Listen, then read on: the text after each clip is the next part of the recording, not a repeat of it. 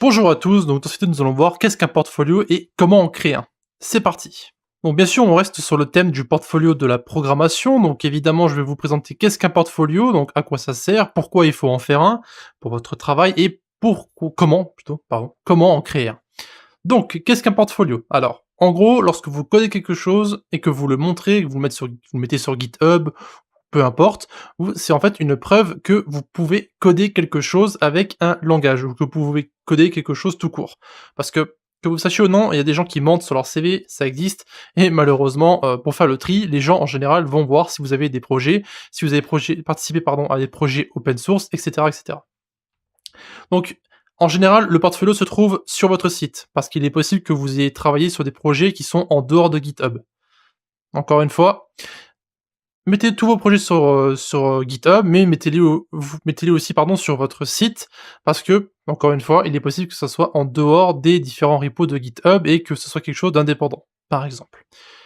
Ensuite, lorsque vous mettez votre portfolio sur votre site ou sur GitHub, en général plutôt sur votre site ou alors sur je sais pas moi, sur une page, ça peut même être un site qui est, hosté sur Heroku, sur Netlify, bref, construisez-vous un petit site avec votre nom, prénom, afin qu'on puisse simplement vous retrouver facilement sur internet.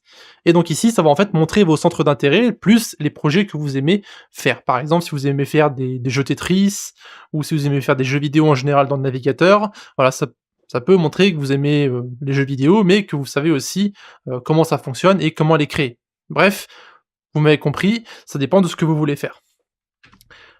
Bien sûr, ça va aussi mettre en avant vos compétences et les différentes technologies sur lesquelles vous pouvez travailler.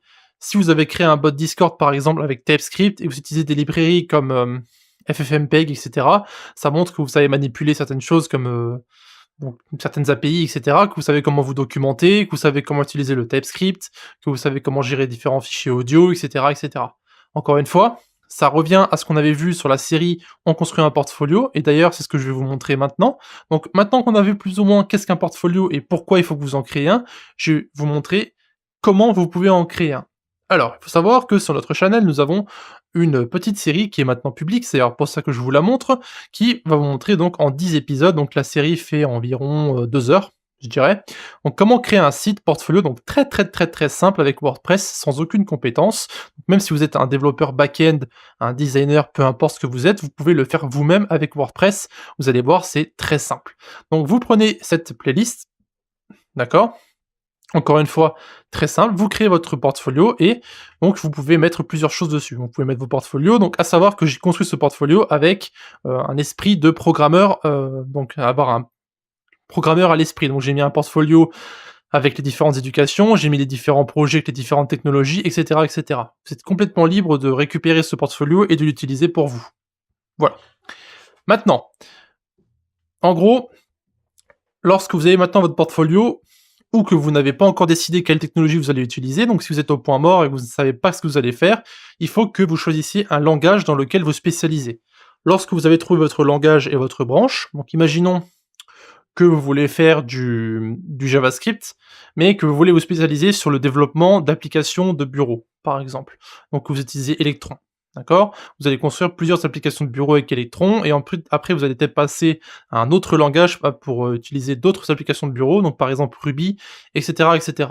Donc si vous voulez vous spécialiser sur les applications bureau, vous pouvez donc utiliser des technologies comme Java, vous pouvez utiliser Electron, vous pouvez utiliser Ruby, bref, vous avez beaucoup de technologies que vous pouvez utiliser pour ce genre de choses.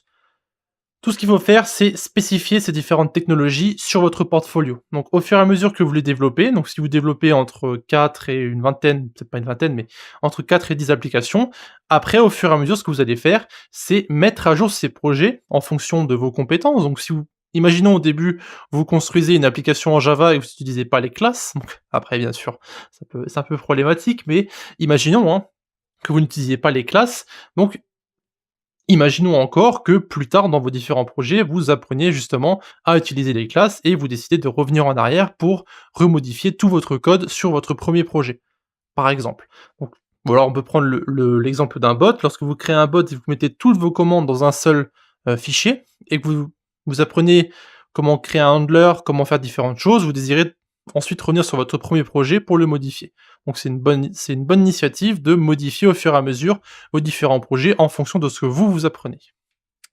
Et donc, évidemment, on n'en est pas encore à l'étape du travail, mais lorsque vous êtes confortable avec vos différents projets et que vous savez créer certaines fonctionnalités, donc vous êtes complètement confortable avec ce que vous faites, vous avez absolument aucune hésitation et vous êtes très, certain de ce que vous faites, vous pouvez ensuite aller sur le marché du travail et donc si vous avez entre 2, 3, 4, 8 projets sur votre portfolio et que vous avez un site qui est hébergé et auquel on peut accéder facilement et que vous avez fait ça correctement, comme il faut, vous aurez une grande chance de trouver un travail, donc vous aurez l'avantage sur les gens qui ne font pas ce genre de choses.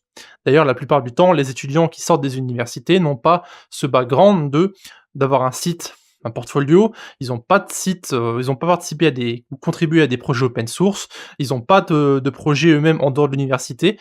Bref, c'est un avantage que vous pouvez avoir sur eux et d'ailleurs, si vous êtes un étudiant, je vous conseille de vous y mettre tout de suite, ça ne sera que, mieux pour votre futur.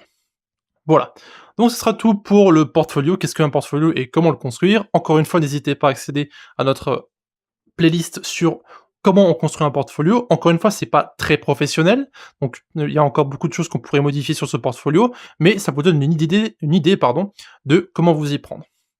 Si vous avez des questions à poser, vous avez les commentaires de YouTube ou bien encore le Discord de la communauté. À la prochaine. Merci d'avoir regardé notre vidéo jusqu'à la fin. Encore une fois, vous pouvez nous retrouver sur Discord, donc l'invitation se trouve en bas à droite. Et aussi un grand merci à nos Patreons qui nous suivent pour le moment, donc qui se trouvent en bas à gauche. Si vous désirez avoir plus d'informations sur Patreon, allez simplement dans la description et retrouvez-nous directement sur le site.